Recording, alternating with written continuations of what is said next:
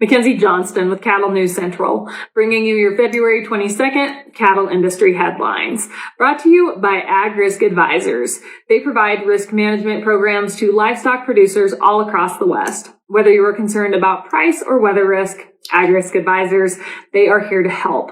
With current day market fluctuations, there is nothing more important than locking in a price floor on your cattle. So if you'd like to learn more about an LRP, go ahead and reach out to an advisor today. Also sponsored by American Beef Producer Magazine. They offer in-depth articles on a wide variety of topics within the industry. They feature award-winning photography and so much more within their publication. American Beef Producer Magazine, guiding beef producers for over 25 years.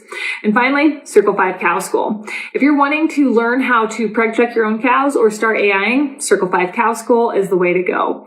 They offer classes almost every week, somewhere between Texas and Tennessee. If you want to check out their schedule, head on over to circle5cowschool.com. That is the number 5 in there, or you can go ahead and just give them a follow on Facebook. According to Cattle Business Weekly, as we all know, Walmart is the largest grocer here in America, so they are able to easily observe what consumers want when it comes to food, specifically beef. According to Lamar Steiger, a rancher and private consultant to Walmart on beef procurement, consumers are wanting a consistent, good beef eating experience. Of course they are. Steiger recently presented during a cattle forum hosted by Beringer Ingelheim up at the Black Hills Stock Show in Rapid City. Back in 2014, Walmart was frustrated with their beef supply, claiming that quality and consistency of beef throughout all of their stores was all over the place. At this point, the company realized that consumers, they don't complain to a cattle producer or a packer when they have a bad eating experience. Instead, they go straight to the grocer where they purchase the product. With this realization, Walmart turned to Steiger for his input as a consultant. Beef quality and consistency has always been a challenge for Walmart since the company is expected to have consistent, high-quality beef throughout all of their stores all across the nation. To accomplish this, Walmart took it upon themselves to meet with producers and feeders in recent years to achieve quality and consistent beef for their customers. According to Steiger, Walmart is serious about this effort, noting that the company has made a $1 billion investment to focus on establishing their reputation for offering the best beef in America at a value consumers can afford. In 2020, Walmart teamed up with Bob McLaren of 44 Farms down in Cameron, Texas. McLaren created the company Prime Pursuit, which sources and supplies Black Angus sired cattle for Walmart. Prime Pursuits also requires cattle to have an affidavit that they are non-hormone treated.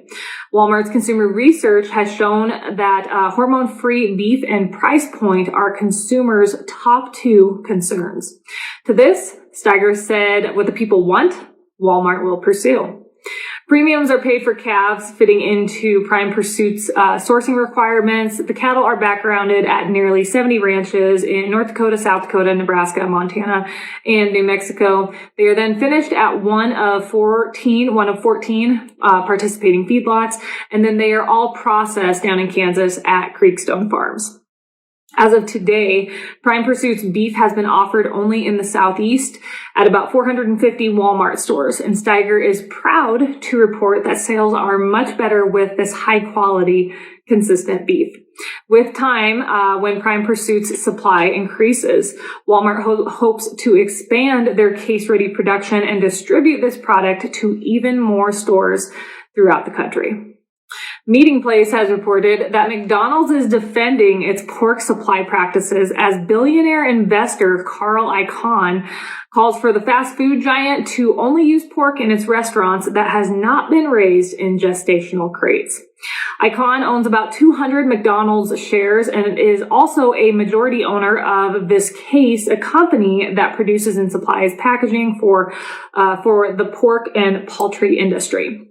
He recently nominated 2 people to the McDonald's board of directors in hopes of pushing the company to live up to a 2012 commitment to phase out pork that is raised in gestational crates.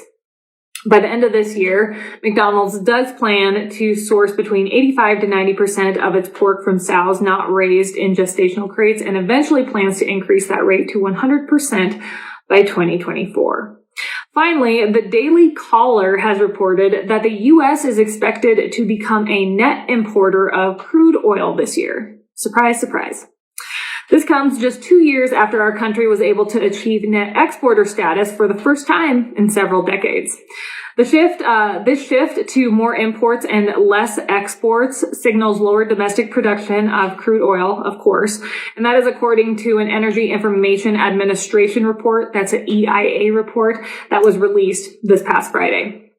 The report stated that the United States was a net exporter back in 2020 because demand for crude dropped due to the pandemic and the world basically coming to a halt. But if you look back a few years before that, in 2016, when the Trump administration came on the scene, exports began increasing and imports of crude oil decreased drastically. This happened because Trump pursued an aggressive energy agenda, promoting domestic fossil fuel production. Those were the days. This agenda included approving various pipelines, ending the previous coal leasing moratorium, and opening up more federal lands for oil and gas leasing. However, when Biden took office last year, he took an opposite approach, which we are now enjoying. In just 1 year, Biden took it upon himself to halt the Keystone XL pipeline, ditch an oil drilling project in Alaska, stay silent on a court ruling that prohibited a massive offshore drilling lease in the Gulf of Mexico, and make it more difficult for utilities to gain approval for natural gas projects. As it stands today, the United States has about 38.2 billion barrels of crude oil reserves. That is all I have for you guys this morning. I hope you guys are all staying warm. My gosh, Monday was frigid here. I think it was about an 80-degree difference in between Sunday and Monday. That wind came out of the north and frigid to say the least. Luckily, we don't have any snow. Hopefully some of you folks out there are getting a little bit of moisture. It would sure help things around here. Have yourself a great Tuesday. I'll catch you later.